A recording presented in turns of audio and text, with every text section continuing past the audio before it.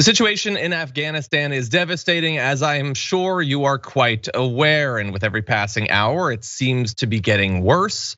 Most recently, right as we're going live, we found out about more violence near the airport in Kabul. Originally, 2 men had been shot, now more have been. But let's catch up a little bit. So the morning after the Taliban installed themselves in the presidential palace in Kabul, Afghan officials in other cities were filmed handing over power to insurgent leaders.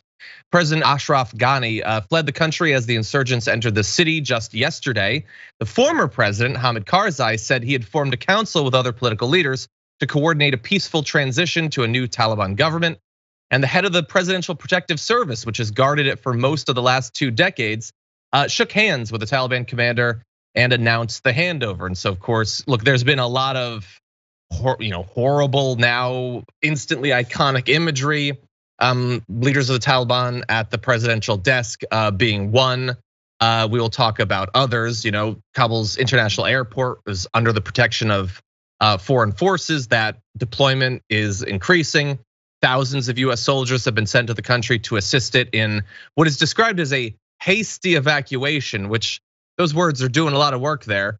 Thousands of Afghanis flooded the tarmac on Monday morning, at one point swarming a departing US military plane. And there is horrible imagery, videos of people falling from the plane to their deaths as it took off. So yeah, it is worse, I guess, than most of those involved in the military presence of the US had expected it to be, at least instantly. But by any measure, it is horrible what is happening there right now. Francesca, let's get into it. What do you think? Yeah, I mean, I actually think that as, obviously you can't look at these images and not immediately feel for the Afghan people who've lived under Taliban rule before, lived under that, sort of iron fist before, were promised a pack of lies and got nothing but occupation and a country that was ravaged and used as a breeding ground for weapons contractors and others to make a killing, right? Literally, figuratively, whatever. You've got a rise of opium production, a drug trade that was not existent in terms of, at least not as robust before the Americans came. And now you've got a country that is back in the hands of the Taliban. So just on understanding how devastating that must be, and to the point where people are clinging to aircraft carriers, to airplanes to try and get out of Kabul. Number one, my immediate reaction is the US must make right by the people that helped its occupation, who live in Afghanistan, translators, assistants, helpers, whomever, like parts of the Afghan government itself, right?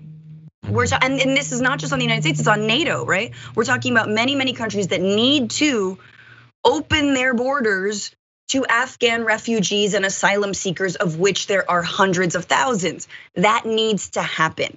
It might not happen right now immediately, but it needs to happen in short order. Yeah, and we're gonna have a little bit of information about some of what some countries are doing in preparation for getting people out of the country. In terms of the fears about what the Taliban will do, they are putting on a bit of like a PR offensive to reassure the people of the country they are reconquering and now have basically complete control over, that they shouldn't worry.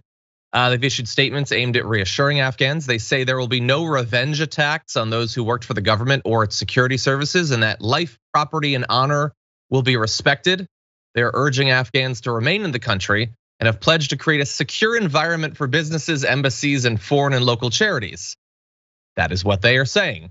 Last month, though, after capturing the Malistan district of the southern Ghazni province, Taliban fighters went door to door looking for people who had worked with the government, killing at least 27 civilians, wounding 10 others, and looting homes. And now that's like sort of the directly going for people who were a part of the regime. They say they're not going to do that, sure. In terms of the broader effect that they're going to have, they've given no strong indication that this will be anything other than the way the Taliban ruled in the period they did, the half decade they did before 2001. And I think people are expecting that. In the center of Kabul, people began painting over advertisements and posters of women at beauty salons, already fearing the return of the Taliban's traditional bans against images of humans and against women appearing in public unveiled. Word on the streets of Kabul today say there are far fewer women actually in public. Those that are there are dressed far more conservatively. Men who have been interviewed have changed out of their more Western modern wear for outfits that are considered more acceptable by the Taliban. So I understand every single, well, I mean, I don't fully understand every one of those fears. I haven't lived through it. I've had that privilege, but I try to understand those fears. I can't imagine what, like you mentioned, Francesca, that there are people there that of course remember how horrific it was under the Taliban. There are others that don't.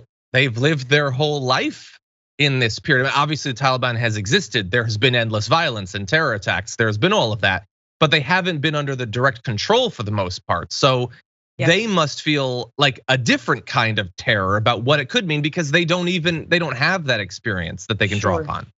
There's a couple things there's a lot of things to say about how and why the US backed Afghan military and government crumbled so quickly. I think it was very surprising to a lot of people, and yet unsurprising if you've been paying attention to how poorly the war in Afghanistan is going and has been going. How much disinformation, how much lack of information, how much faulty intelligence, that generals didn't know what they were doing, and that ultimately after 20 years, the United States was unable to build a government that instilled any amount of support from the people. And yes, it is hard to imagine that the Taliban might enjoy in some instances broader support, but you have to remember the Taliban have one thing going for them, albeit their brutal tactics aside, they're from Afghanistan.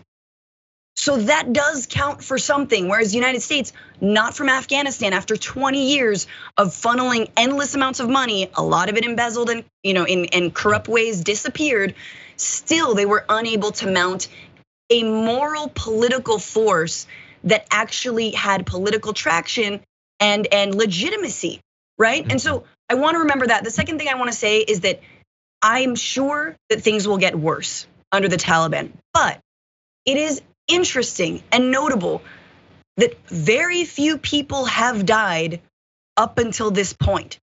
That say what you will, Biden should have stayed longer, Biden should have had a different withdrawal plan. There are not, other than people who are like clinging to planes, right? The Taliban have not engaged in firefights with US military personnel, right? With the Afghan military. Like people have not died en masse. Like that's not what's happening right now. So it's possible that, tactically shooting at the US troops as they leave seems like one of the best ways to get, neocons and, libs who are supportive of endless military wars to come back in. Sure. So it is possible that it could change, It could absolutely change. It could change. I'm just saying I'm not giving any kind of moral judgment of that. I'm just astounded that actually this has been fairly bloodless. That's not to say it won't get worse. The other thing to note is that the Taliban, as gross as it might appear, they are trying to kind of be a real political force. They've got an embassy in Doha, Qatar. They started peace talks with Trump. They say, this was another statement they made before they assumed power most recently, that there will be a role for women in government as there was under the US backed Afghan regime. Who knows? Is this the new Taliban? And I think ultimately, what is the United States' role? And is it to play global cop, global police? Are we supposed to go around installing, governments and toppling dictators wherever we see fit just cause we're into nation building? Oh, no, wait, this is for 9/11. Oh, no, wait, it was unclear from the beginning. Yeah, well, look, I think those are sort of separate things. Obviously, I'm not supportive of an endless military deployment there. Been consistent on that from way back in the run up to the war. I remember that, and I'm sure you'll be talking about your experience there too. That said, I have as little information about the past, let alone the present or future course of the Taliban as virtually anyone does.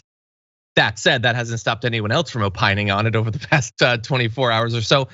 I don't expect massive change. We'll see. We'll see. I have very little expectations there. But who knows? I would love to be surprised there. I've been surprised often in the past year or two in politics, almost always in a negative direction. Yeah. The real question, John, isn't like whether or not they're going to be good, they're going to be bad. It is how can the United States make whole the people that it has left behind and the people. Sure, we're going to turn to that in a minute. So yes, we're going to turn to that in a minute. I just want to point out, and you mentioned this too. So in terms of like money that's been spent, they say $83 billion has been spent directly on creating the security force. Who knows if that's the total amount? And obviously, as you pointed out, there was a massive amount of corruption where the money got sent there and then God only knows what happened with it. Seems fair though. I mean, here our defense contractors were making huge amounts of money off of it, so why shouldn't they, I guess? Estimates of how much the war itself have cost over the past couple of decades vary broadly. But a number I've seen come up very often is at least $2 trillion specifically in Afghanistan. $2 trillion. By the way, that $83 billion for the security force, they say it would cost $25 billion to vaccinate the world. So to put it in perspective, yeah, devastating. 2,400 American soldiers died, or service members died in Afghanistan. Thousands more were wounded. At least tens of thousands of civilians have died. That seems like a massive undercount there, and God only knows. But the cost in dollars and in lives has been absolutely devastating. Hopefully it will continue, as you are pointing out, as somewhat bloodless right now, but that remains to be seen.